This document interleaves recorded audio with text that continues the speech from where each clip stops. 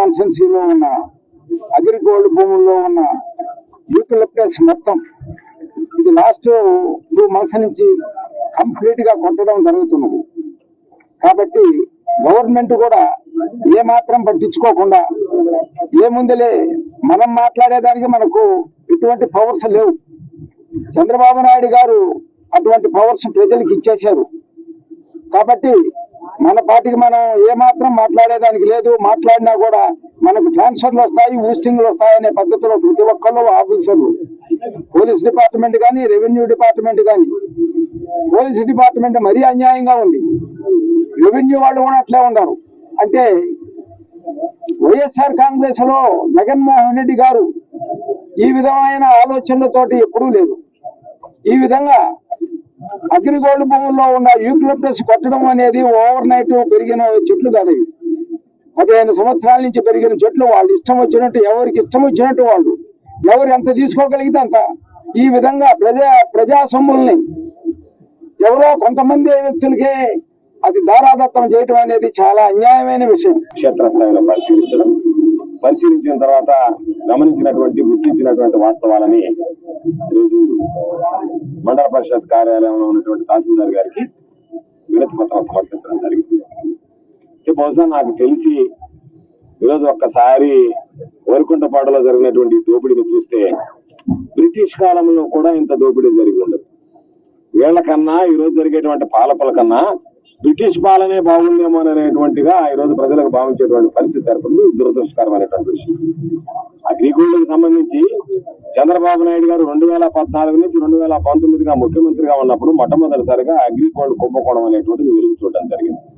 ఆ రోజు నుంచి అనేక సందర్భాలలో అగ్రిగోల్డ్కి సంబంధించినటువంటి దోపిడీని అరికట్టమని ఆ రోజు ప్రతిపక్ష నాయకుడుగా ఉన్నటువంటి జగన్మోహన్ రెడ్డి గారు, ప్రతిపక్ష శాసనసభ్యులుగా మేమందరం శాసనసభలో చంద్రబాబు నాయుడు గారు నిలదీస్తే ఏమాత్రం పట్టించుకోకుండా మొక్కుబడిగా సిఐడి కేసు ఇచ్చేసాము, సిఐడికి అని చెప్పి వాళ్ళకి ఇచ్చేసామని చెప్పి ఆ రోజు నుంచే వల్ల మాలినటువంటి ప్రేమ వాత్సల్యం అగ్రిగోల్డ్కి సంబంధించినటువంటి కంపెనీ మీద, కంపెనీ యాజమాన్యం మీద చూపించడం జరిగింది.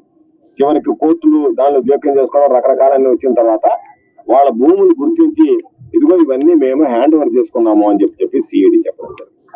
సిఐడికి హ్యాండ్ ఓవర్ అయింది, కోర్టు పరిధిలో ఉంది. కాబట్టి అక్కడ ఉన్నటువంటి ఆ చట్టాల గురించి, వాళ్ళ సంపదల గురించి ఏ నిర్ణయం తీసుకోవాలనేటువంటిది కోర్టు తుది తీర్పు కోసం అందరూ ఎదురు చూస్తున్నటువంటి నేపథ్యంలో తుది తీర్పు వస్తే దాని ద్వారా వచ్చేటువంటి ఫలితం ద్వారా తమకు ఎంతో కొంత దక్కుతుందని చెప్పి అగ్రిగోల్డ్ బాధితులు భావిస్తున్నటువంటి నేపథ్యంలో వీటన్నిటిని పక్కన పెడుతూ ఈరోజు దాదాపుగా 15 సంవత్సరాల నుంచి 18 సంవత్సరాల చెట్టు, అంటే 4 నుంచి 5 సంవత్సరాలకు ఒక కటింగ్ వస్తుంది. అటువంటిది 3 కటింగులకు ఉన్నటువంటి దాంట్లో చాలా ఉన్నటువంటి శక్తి ఉన్నటువంటి బాగా బరువు ఉన్నటువంటి చెట్టు, వాటిని ఈరోజు దాదాపుగా 18 సంవత్సరాల వయసు కలిగినటువంటి చెట్టు. 1 ఎకరాకి సంబంధించి 60 నుంచి 70 టన్నులు, టన్ను 7,500 రూపాయల ఆవరేజ్ల రేటు, అంటే దాదాపుగా 1 ఎకరా మీద 5 లక్షల రూపాయలు ఆర్జించేటువంటి పరిస్థితి. అటువంటిది ఒక్క వరికుంటపాడు మండలంలోనే మేము చూసినటువంటి 70 ఎకరాలంటే దాదాపుగా 3.5 కోట్ల రూపాయల ప్రజలకు సంబంధించినటువంటి ఆస్తి, ప్రభుత్వ స్వాధీనంలో ఉన్నటువంటి ఆస్తి, సిఐడి జప్తు చేసినటువంటి ఆస్తిలో ఈరోజు చెట్లు కొట్టేస్తే కనీసం పట్టించుకునేటువంటి నాదుడే కరువయ్యాడంటేనే ఈ ప్రభుత్వం ఎంత విధ్వంస పాలనకి తెరతీస్తుందనేటువంటిది ప్రత్యేకంగా చెప్పాల్సినటువంటి అవసరం లేదు. ఎన్నడైనా ఎప్పుడైనా నెల్లూరు జిల్లాకు సంబంధించి ఇంత పెద్ద భారీ కుంభకోణం జరిగితే ఏమీ పట్టనట్లుగా చంద్రబాబు నాయుడు గారు ఒక పక్క శాసనసభ జరుగుతుంది. శాసనసభలో రకరకాలైనటువంటి అంచనాలు లేవనెత్తడం, ఎంతసేపటికి గత ప్రభుత్వాన్ని నిందించడం, జగన్మోహన్ రెడ్డి గారి మీద అబండాలు వేయడం, దానితో కాలం సరిపోతుండడం తప్ప ఏదైనా ప్రజలకు సంబంధించి జరుగుతున్నటువంటి విధ్వంస పాలన మీద ఎప్పుడన్నా మాట్లాడా? ఈరోజు అధికారులు ఏమి చేయలేనటువంటి నిస్సహాయ స్థితి. ఎందుకు? చంద్రబాబు నాయుడు ఏం చెప్తున్నాడు? ఏదైనా వైఎస్ఆర్ కాంగ్రెస్ పార్టీకి ప్రత్యక్షంగా గానీ పరోక్షంగా గానీ మీరు సహాయం చేశారు అని అంటే పాముకు పాలు పోసినట్టే అని చెప్పి పబ్లిక్ సమావేశంలో చెప్పాడు. అధికారులకు ఏం చెప్తున్నాడు? మా వాళ్ళు ఏమి దోపిడీ చేసినా, ఏమి దొంగిలించినా, ఏమి కొట్టకపోయినా, ఏమి విధ్వంసం సృష్టించినా, ఎవరి మీద దాడులు చేసినా, ఎవరు ప్రాణాలు తీసినా, ఎవరు మానాలు పోయినా మీరు మాత్రం వైఎస్ఆర్ కాంగ్రెస్ పార్టీ వాళ్ళతో కఠినంగా వ్యవహరించండి తప్ప తెలుగుదేశం వాళ్ళ జోలికి పోవద్దని చెప్పి అధికారులకు ఆదేశించారు. దాని పర్యవసాయం ఏమైంది? దోచుకుంటుంటే మేము ఇక్కడికి పరిశీలనకు వస్తామంటే పోలీసులు మమ్మల్ని నిలువరించేటువంటి ప్రయత్నం చేస్తున్నారు తప్ప దోపిడీదారులు ఎక్కడ ఉన్నటువంటి పట్టుకునేటువంటి పరిస్థితులు లేదు. ఈరోజు పాపం తహసీల్దార్ గారు చెప్తున్నాం, మనకు ఫిర్యాదు వచ్చింది సార్, ఆ ఫిర్యాదులు పరిశీలిస్తున్నామని చెప్పి. ఇది ఎంత దారుణమైనటువంటి పరిస్థితి అంటే, ఒక పోలీస్ డిపార్ట్మెంట్ చేతిలో ఉన్నటువంటి ఆస్తులు దోచుకుపోతే ఇటు రెవెన్యూ కానీ అటు వాళ్ళు కానీ. అందుకే ఈరోజు ఈ పరిపాలన ఎంత దారుణంగా ఉందని బహుశా నాకు తెలిసి ఆంధ్ర రాష్ట్రంలో ఇంత అధమ స్థాయిలో పరిపాలన జరగలేదు. ఒక పార్టీకి సంబంధించినటువంటి వాళ్ళు ఇంత దౌర్భాగ్యంగా దౌర్జన్యం ఎప్పుడు హింసించినటువంటి సంఘటనలు. జిల్లా చూస్తే కలెక్టర్ గారు, ఎస్పీ గారు పాపం ఉత్సవ విగ్రహాల్లాగా మారిపోయారు. ఏమీ మాట్లాడలేనటువంటి పరిస్థితి. కలెక్టర్ ఆఫీసులో కలెక్టర్ గారి కన్నా కలెక్టర్ దగ్గర డబ్బేదారే పవర్ఫుల్ గా ఉన్నట్టున్నాడు.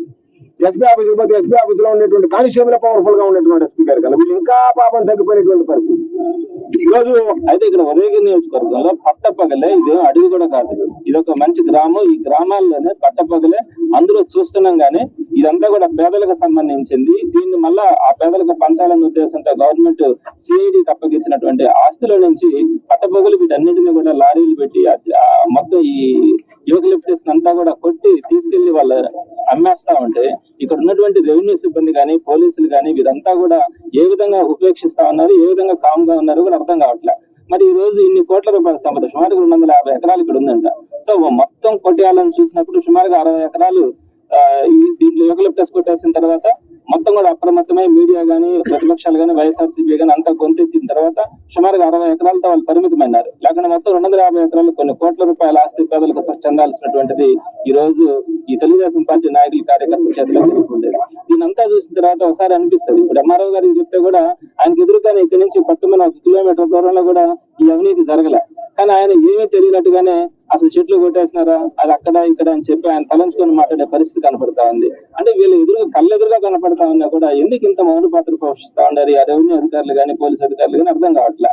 ఇవన్నీ చూస్తా ఉంటే అందరికి ప్రజలకంతా అనిపిస్తా ఉంది, అసలు మన ఆంధ్ర రాష్ట్రంలో ఎప్పుడైనా చూసినాము ఇట్లాంటి పరిస్థితులు. ఎన్నో ప్రభుత్వాలు మారినాయి, ఈ విధంగా దౌర్జన్యాలు ఏంటి, పట్టపగలు ప్రజల ఆస్తుల్ని దొంగిలించుకొని పోవడం ఏంటి, అది తెలుగుదేశం పార్టీ కార్యకర్తలు నాయకులు ఈ పనులు చేయడం. ఇన్ని తెలిసినా కూడా చంద్రబాబు నాయుడు గారు ఈ రోజుకి కూడా దీని గురించి స్పందించకుండా, దీని మీద యాక్షన్ తీసుకోకుండా, దీని మీద బాధితులకు ఎలాంటి నష్టం జరిగినా కూడా మేము పే చేస్తామని కానీ వారిని కఠినంగా శిక్షిస్తామని కానీ ఎందుకంటే ఈరోజు సీసీ కెమెరాస్ ఉన్నాయి, పబ్లిక్ అంతా కూడా తెలుస్తా ఉంది, ఎక్కడ అమ్మినారో కూడా తెలుస్తా ఉంది. మరి దీని మీద తెలుగుదేశం పార్టీ చంద్రబాబు నాయుడు గారు కానీ ఇటు లోకేష్ గారు కానీ ఎందుకు స్పందించట్లేదు, ఎందుకు యాక్షన్ తీసుకోవాలని మాట్లాడట్లేదు? ఈ విధంగా చేసిన దానివల్ల రేపు పొద్దున ఇంతకు బదులు గోవర్ధన్ గారు చెప్పినట్టు ప్రైవేట్ ఆస్తుల మీద కూడా వస్తారు, ఇళ్లలో పడుకొని ఉంటే కూడా వస్తారు, తీసుకుపోయినా కూడా దిక్కులేని పరిస్థితి వస్తుంది. కాబట్టి మీడియా కానీ ప్రజలు కానీ వీళ్ళందరూ కూడా ప్రజలను అందరినీ కూడా అప్రమత్తం చేయాల్సిన పరిస్థితి ఉంది. మనల్ని మనం జాగ్రత్తగా కాపాడుకోకపోతే ఈ 5 సంవత్సరాల తర్వాత మన రాష్ట్రంలో మిగిలేది కేవలం బూడిద మాత్రమే ఉంటది. కాబట్టి అడికొండపాడు గ్రామానికి రావడం జరిగింది.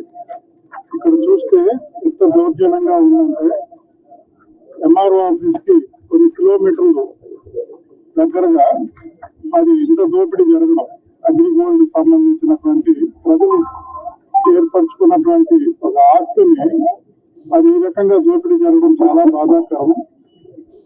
ముఖ్యంగా మన ముఖ్యమంత్రి గారు చెప్తున్నారు ఏదో సంపద సృష్టిస్తామంటే ఏదో రాష్ట్రాన్ని సృష్టిస్తారేమో అనుకున్నాం, కానీ సంపదని ఈ రకంగా కార్యకర్తలు దోచిపెడతాడనే విషయం చాలా బాధాకరంగా ఉంది. బెల్ట్ షాపుల ద్వారా సమాజాన్ని నాశనం చేశారు. ఈ రకమైన అరాచకాలు సృష్టిస్తే అసలు ఎక్కడ పోతుంది? ప్రజలకు కూడా ఒక హద్దు అనేది ఉంటుంది. ఇంత జరిగిన చట్టాలు ఏమి చేయకుండా ఉంటే, ప్రజలే చట్టాలు చేతిలో తీసుకుంటే సమాజం ఏ రకమైన అకలాకుతలం అవుతుంది? కాబట్టి ఈ సీరియస్నెస్ ని మీరు పట్టించుకోవాలి.